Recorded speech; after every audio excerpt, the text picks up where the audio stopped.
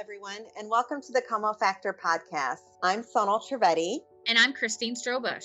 Change is hard. Transformative change can feel overwhelming and out of reach. When you use the Como Factor as your guide, you will discover that you can accomplish more than you ever thought possible.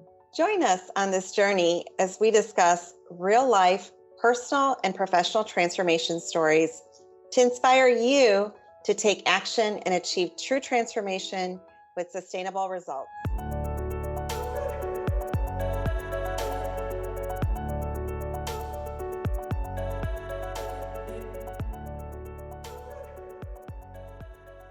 For those of you that are new to our podcast, this week we're continuing where we left off in the mini-series that deals with our experience from being laid off to launching our own business in 25 days. In our last episode, we discussed the importance of having a meaningful mindset. Now, today, we live in a world filled with over 7.8 billion people. With that many people, it is sad to think that there are so many who view themselves as just ordinary rather than the extraordinary people that they are. On this episode, we will talk about embracing our one-of-a-kind selves, because we believe that everyone is one of a kind and that our lives will be more fulfilling when we embrace what makes each of us unique. Now, all of this applies to individuals as well as business organizations. Each of us were created with unique gifts, talents, passions, and capabilities. So, Sonal, how would you define being one of a kind? Christine, I believe the dictionary defines it as a person or thing that is not like any other person or thing. It basically means that the object of the description is unique. And other synonyms would include the only one, the opposite of common, out of ordinary, singular, unmatched. There's basically only one like it in the whole world. Take, for example, snowflakes or fingerprints, or even you and me as individuals. There aren't identical snowflakes, fingerprints, or people, right? Unless you have a clone, of course. I could use a clone. There are days when I would love to have a clone. Indeed. So, Christine, let me ask you a question. If you're out at an event, a gathering, or even just in a room full of people, what catches your attention? Everyone being the same or someone being different?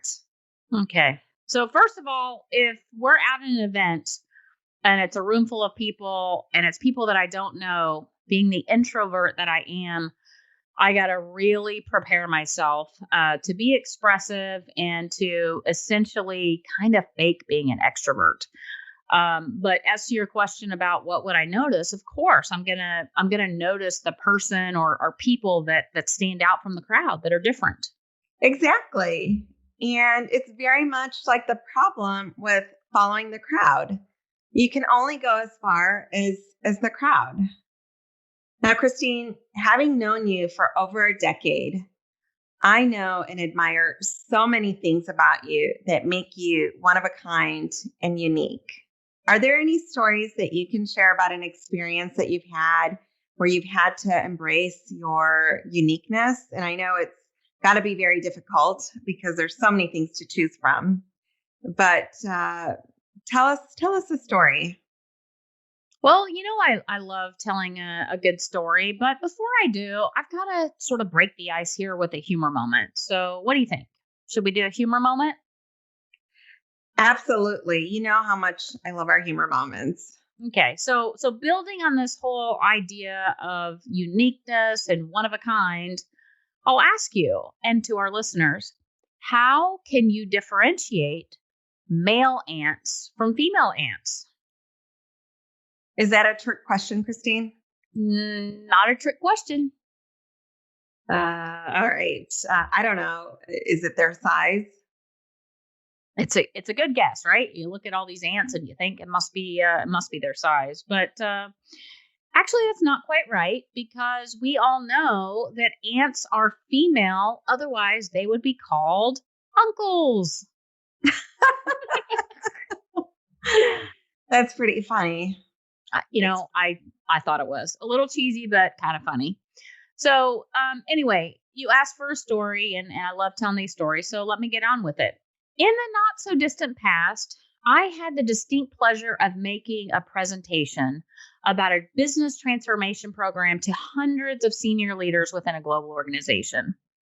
The goal of the presentation was to inspire the leadership to pick up their torch and lead the transformation for their respective organizations. You see, obviously, our goal was to succeed, but we also knew that 70% of company transformations fail. In order to succeed, and this applies to any scenario, you need the leadership team on board and rowing in the same direction towards the goal. So if that leadership team are not in the same boat, or they don't have an oar, or maybe some of the folks don't know how to use an oar, or they're not rowing in the same direction, then you're never going to reach your goal. So anyway, I spent many days and sleepless nights, to be honest, reflecting on the best way to deliver an inspirational speech that would really get these leaders inspired in some kind of a unique and a one of a kind way. In the end, I decided to turn the transformation upside down. And what I mean by that is rather than taking a top down approach and talking about all of the work streams or the programs or the projects or even the financials that were underway, I decided to inspire the leaders by telling the story of transformation from one employee's point of view. Taking a page out of Donald Miller's story brand framework, that employee became the hero of the story, and the hero's journey was the transformation that he was experiencing within the company. To my knowledge, this approach had never been used before, especially in a senior leadership setting such as this. And Sonal, do you remember what happened after I kind of took a risk and embraced my uniqueness and used this one of a kind strategy in the senior leadership setting? Christine, of course I do, because, well, I was there for that meeting and I literally had a front row seat. What you did was you captured the hearts and minds of the people that were there. It was incredibly impactful.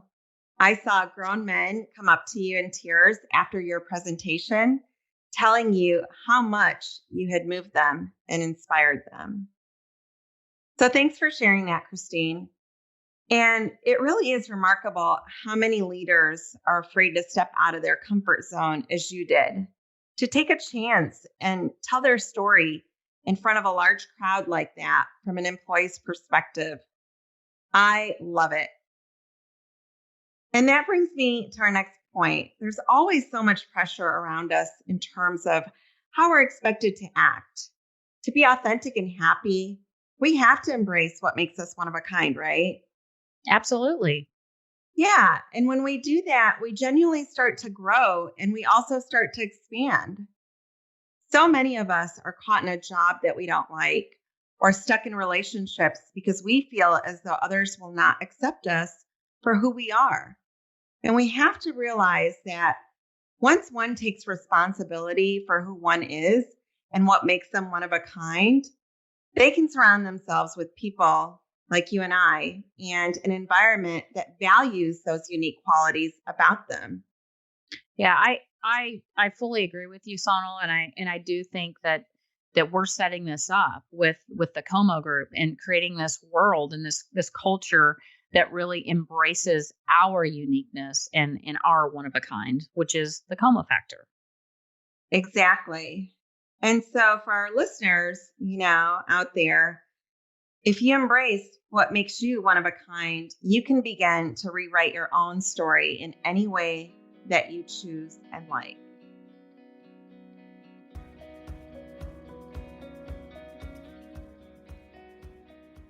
Once you develop what makes you one of a kind, you can also leave a footprint or a legacy that others will remember just the way that you did with that crowd, Christine.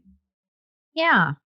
I agree with you, Sonal. And I think that's a nice way for us to pivot into, talking a little bit. Let's have a conversation about what makes us one of a kind. And we're doing this here. We would encourage our listeners, to really think about what are those things that truly make you one of a kind. So Sonal, why don't we start with you, and why don't you share with our listeners what are the three things that you think make you one of a kind? Wow, that's tough. And I don't like talking about myself so much. But if I had to pick just a handful, maybe I would start first with having a circular vision. And I choose that because I think many leaders struggle because their linear vision gets in the way. They have a strong need to control situations instead of activating those that are around them to achieve desired outcomes. And for me, I have a unique gift where I'm able to have situational awareness, whether it's in a personal or professional situation. Being able to see what's happening around me from the inside, outside, and from different angles is really crucial. And I believe one really needs to look beyond what's immediately at hand.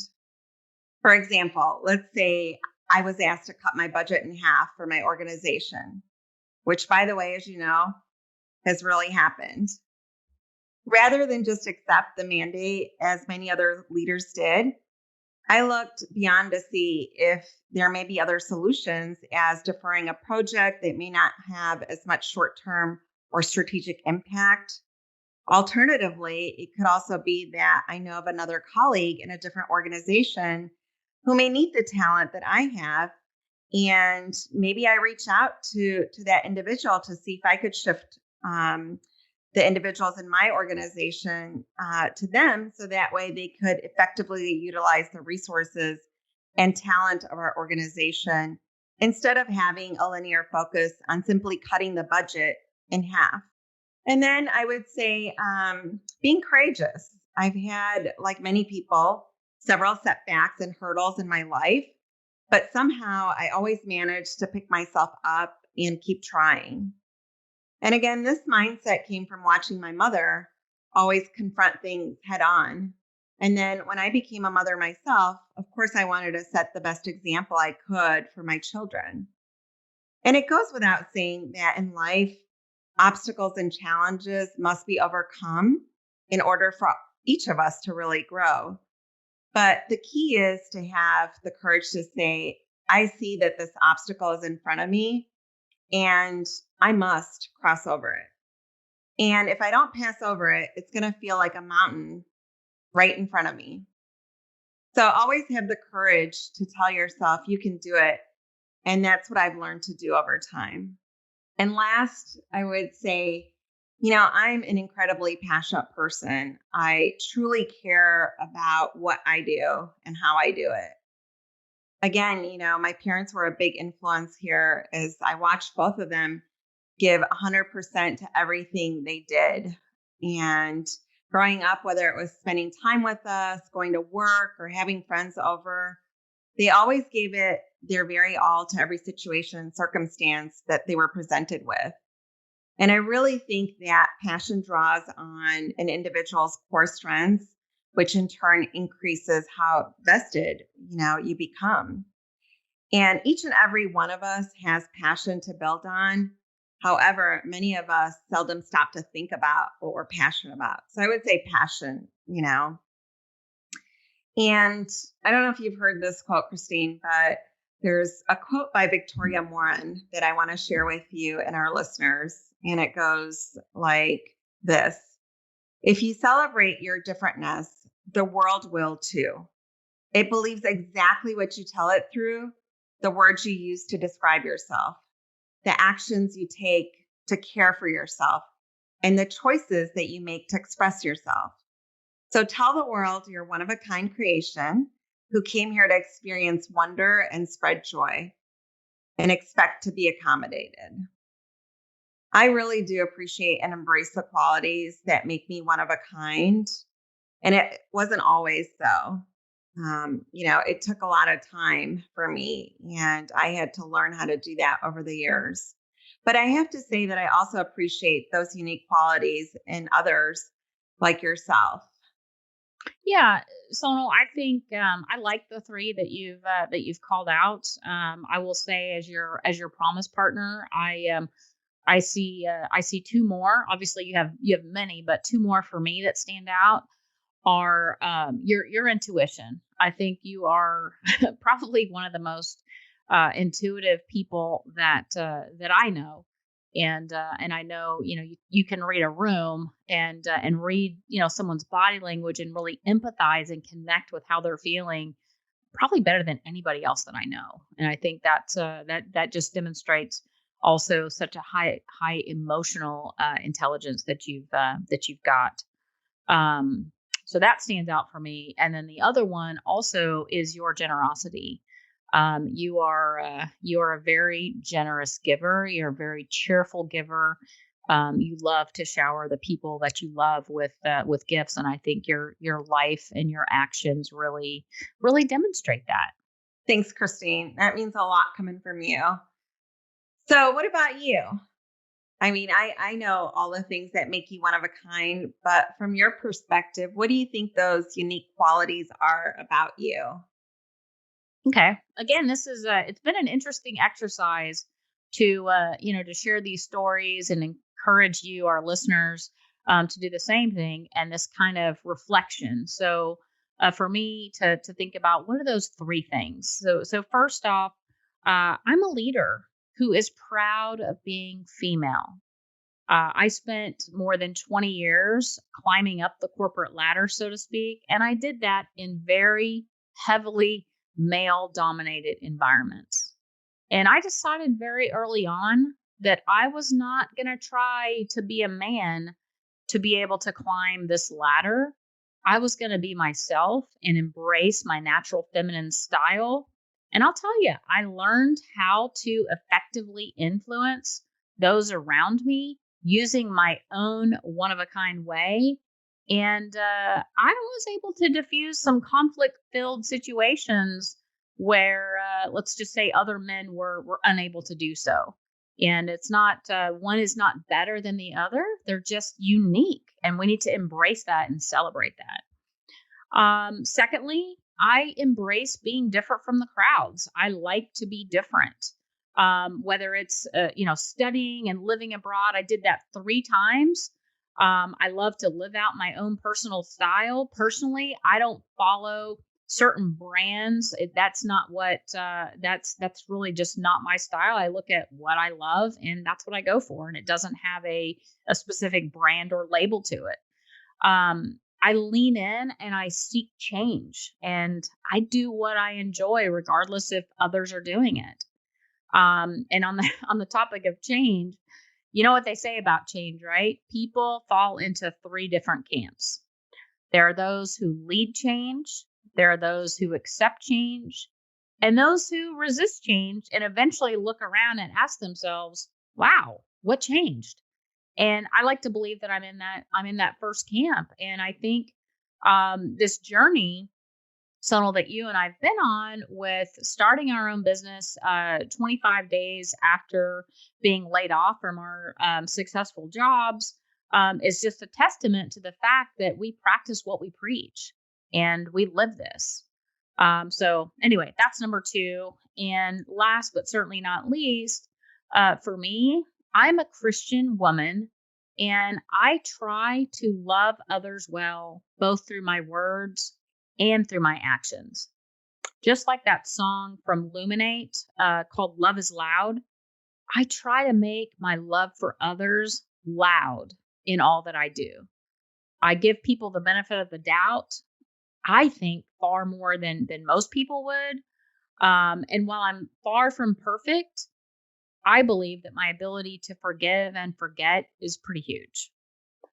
So when things get ugly, and whether it's from a divorce or company politics or some other kind of drama, which by the way, I don't like drama, I strive to turn the other cheek and simply give people grace. You sure do, Christine. And I'm telling you, there are so many things that make you one of a kind. And We could go on, but I think the three that you highlighted indeed are very, very unique qualities about you, which I just love. So let's tell our listeners about the time when you and I went to visit your parents, right? And your parents, Christine, live on, I think it's what, 60 acres? You It's a got it. 60 acre. Yep, Mhm. it's a 60-acre farm. And more than 50 cows, several horses, donkeys, chickens. Why don't you share with our listeners about that visit that we had at your parents' farm earlier this summer? Sure. Yeah. To say that our family love animals would be a severe understatement, and I think the cow count is possibly up over 70 now, and I don't know how they keep track of all the names. Most of the cows do have names, but anyway, we digress slightly. So early on in our layoff to launch journey, Sonal, you and I knew that we wanted to write a book or a series of books about transformation. So we knew that. After a number of brainstorming sessions, we decided that we wanted to use the art of storytelling to both educate and entertain our readers. Now, neither one of us had ever written a book before, but we have been blessed with a healthy dose of common sense. So we did what any other aspiring author would do. What was that, Sonal? We went away to your parents' farm and did a writing retreat. That's right. And I'm assuming authors do that. We certainly have enjoyed that, and we've had many writing retreats, but that very first one really was so memorable and special. You know, this is an opportunity for us to step away from our day to day responsibilities and really just give ourselves time and space to allow our unique, one of a kind, creative juices to flow. So we ventured to my parents' farm in Hugo, Oklahoma. I think Hugo is the circus capital of the United States, if I'm not mistaken.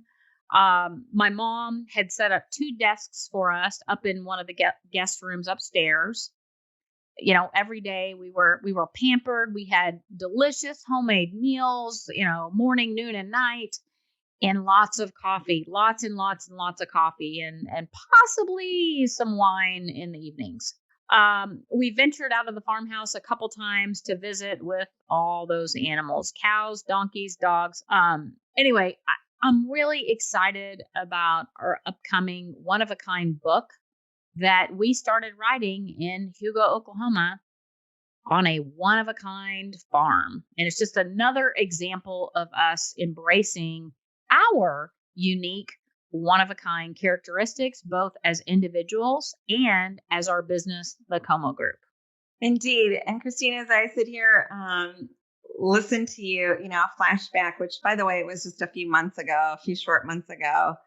I can't help but smile at the thought that your mother has actually named each and every single one of those cows and animals. And she actually remembers them all, which is one of a kind in itself. Really incredible, and they truly are fabulous hosts. So, what a fun time, and what a great writing retreat. And I'll add to that on the cow name. Not only does she name them, but they know their name. She can go out to the pasture and call a cow's name, and the cow comes running like a dog. It's really amazing. It sure is. A number of our friends have asked us about how we were able to launch our podcast so quickly. I'll tell you, this whole experience has been new and exciting to say the least. Above and beyond having an amazing team, we use this incredible tool called Anchor. Sonal, why don't you share a little more about Anchor with our listeners? Well, to record our podcast, The Como Factor, you guys, if you haven't already heard about Anchor, it is the easiest way to make a podcast. Let me tell you, first of all, it's absolutely free. There's creation tools that allow you to record and edit your podcast right from your phone or your computer. Anchor even distributes your podcast for you, so it can be heard on platforms like Spotify, Apple, and much more. And it's everything you need to make a podcast in one easy to access place.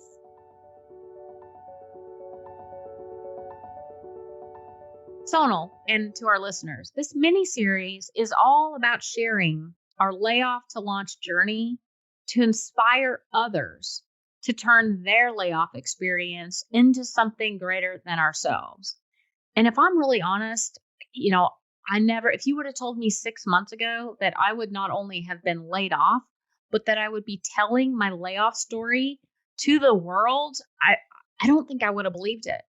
But we're doing this because we believe that this can help inspire others to action and to see that this experience, which may feel like lemons, can be transformed into some really great tasting lemonade. Anyway, on that note, Sonal, what do you believe makes the Como Group like no other company in the entire world? Yeah, Christine. And before I answer that, I have to say, to our listeners, part of why we're sharing our story about this experience, and I know probably listening to us, and oftentimes it might feel like everything is just rosy out there, but we recognize that it isn't always that way. And part of why we want to share our experience is really to inspire you and let you know that it is possible. But what makes Como like no other out there is you and I, Christine, right? Mm-hmm. It is the power of our combined experience. And we always joke that 1 + 1 = 11, but it really, really does. There is no other company in the world like Como because there's no other company that was founded by us. Amen, sister. That's right. Applying the Como factor of clarity, ownership, meaningful mindset, and one of a kind, we're truly making our vision a reality. And in just a few short months, we've conducted numerous transformation consulting engagements. We've been able to establish an information center of excellence in India. We've written over 75,000 words so far in the most recent draft of our first book. We've launched our podcast, and we're recording our 9th episode today. And earlier this week, Christine and I presented a proposal to the FDA. All of this makes us one of a kind, especially since we just launched our company a few short months ago. And I can't help but just recall, as recent as yesterday, an associate that we were, in a meeting with used the phrase, she was going at the speed of Como. And again, friends, listeners, we don't share these things to toot our own horn. We're sharing them to inspire you to dream big and embrace your one-of-a-kind selves. And if you've ever thought about starting your own business, we encourage you to keep dreaming big and go for it, because there really is no one else in the world like you. And so make sure today you reflect on what makes you unique and one of a kind, embrace it, and let your light shine. In our next episode, we're going to talk to you about what it's going to be like to finally launch our company, the Como Group, and what we did in that final stretch before launch day. Until then, to you, our listener, don't forget that you are one of a kind. Never, ever forget that. And keep being you.